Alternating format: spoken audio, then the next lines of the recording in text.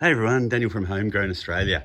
I'm in the outer eastern suburbs of Melbourne and I'm in the shade here, so it's looking a bit dark, but it's actually a beautiful day. If I shine up there, you can see the sun just coming over the corner of the house.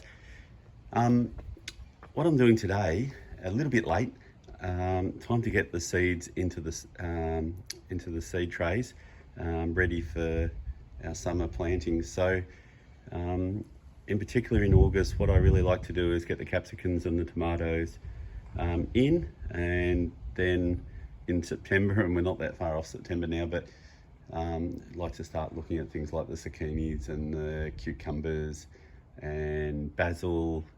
So we'll only be probably a couple of weeks away and we'll be looking to get those in as well. So lettuces you can just about plant any time of the year, and I'm about to put another crop of seedlings of lettuces into the garden, and I'll get another lot of seeds into seed trays of lettuces as well. So give you a bit of an idea of what we've got here. We've got some Macone Rosso, we've got some Giant Bell, and I'm pretty sure I've got some Californian Wonder there as well in terms of the capsicums.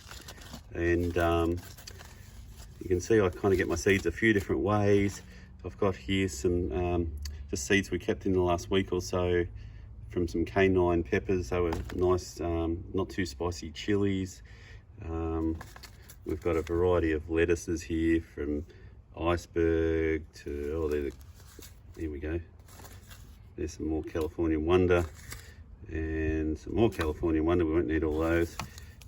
But we've got some salad bowl green, we've got some white Boston, we've got some lettuces called All Year, and some iceberg, and a bit of a mixture. So we've got those ready to go. I'm going to have a crack at growing watermelon in these larger pots here for the first time. So I can't talk about that experience yet, but what I can talk about is the tomatoes. So each year I typically grow Moneymaker, Grosslisi. The last couple of years I've grown Siberian, and I'll have to get some fresh Roma seeds or San Manzino for sauce. So one of those two is what I normally grow. I do have some Roma's seeds that I'd kept. So another way I do keep my seeds is just in ones I've collected myself, just dry them out on the windowsill. You can see through the packet here. I suspect these are not going to work, but I'm going to give them a try because they're a bit special. They've probably got a bit old, 2018. And these Tommy Toes I absolutely love, and I suspect I'll have them popping up in the garden volunteering themselves anyway, as I do each year, but I'll give them a crack as well. Not quite ready for basil yet. So yeah, that's basically what I'm planting today. And what I like using is these seed trays here. So I've got these from Bunnings. Now these would be 6, maybe 7 years old now. So I've been using these for a while. They seem to hold up okay, even though they're quite flimsy. You can pop your, once you get your seedlings in there, they start to form a bit of a root ball and they'll pop out. You know, sometimes I'll use a bit of a spoon and just get them down and dig them out when I'm getting them out. Now I will start seeds off in here, even if I'm going to transplant them into a bigger pot just to get them to the size that I want. If I'm keeping them under plastic or something, until I'm ready to put them out. But just by starting them in here, it's the perfect amount of soil without being too much, too little, to get them started, and I'm not wasting good seed raising mix. So look, that's really the advantage of that. Once you get yourself set up, you can keep using them for forever. The other thing you can do, once you start gardening, you find people just give you pots, or you can collect them from a nursery recycle. Sometimes the nurseries have a bit of a recycle centre that you can grab some pots. And obviously I keep all, if I've been given a lot of those and picked them up at nurseries, but yeah, I keep anything where I buy some seedlings as well. So it's just another way of doing it. And these larger ones I find are really good for the zucchinis and the cucumbers and the eggplants and things like that. So if I'm going to start them off in pots.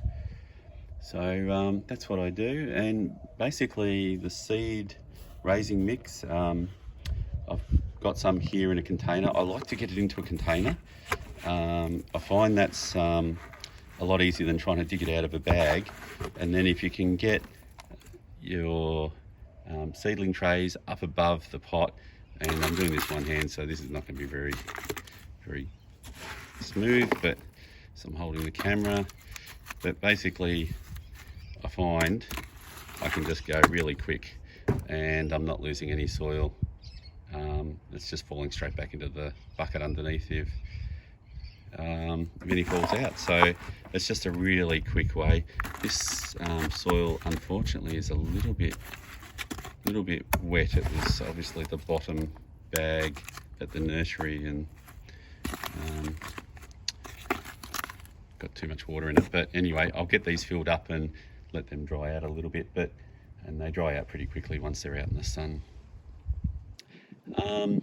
So the tomatoes obviously don't like the frost and when they're starting out, so a lot of people keep them in their homes, you know, those first couple of weeks, and let them start coming up, or under glass, or under a little greenhouse. So my greenhouse blew away this year, so I'm without a greenhouse, but I do have some big sheets of glass that I can use just to put the seedlings under to get them going.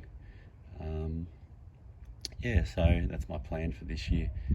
And what I'll tend to do is put, 2 or 3 or sometimes 4 seeds into each little compartment, and then I'll just weed out the excess ones, just so I get a full tray worth of seeds, particularly if the seeds are getting a little bit older. I like to make sure I'm going to get at least one that germinates. So that's basically what I'm doing. Hope you found that a little bit interesting. So it's just really starting off the seeds. Now's the time to be thinking about getting your seeds in. Even if you haven't got your beds ready, get your seeds in, and saves you having to buy seedlings at the nurseries, and you can save a bit of money. And a little bit of investment in the seed trays if you haven't got those, or you haven't got a substitute for those. A lot of people use egg cartons to start things out, and then you can move them into pots once they germinate as well. So lots of different things you can do there, but I think these are worth the investment from my perspective. All right, hope you found that interesting. Please subscribe if you're finding some of these videos of some use, and I hope you are. And yeah, I'd love to have you subscribe, and yeah, please give me a thumbs up if you thought it was useful. Appreciate you watching. Yeah, hope you have a great spring growing your veggies, and I'll see you back here shortly. Cheers, bye.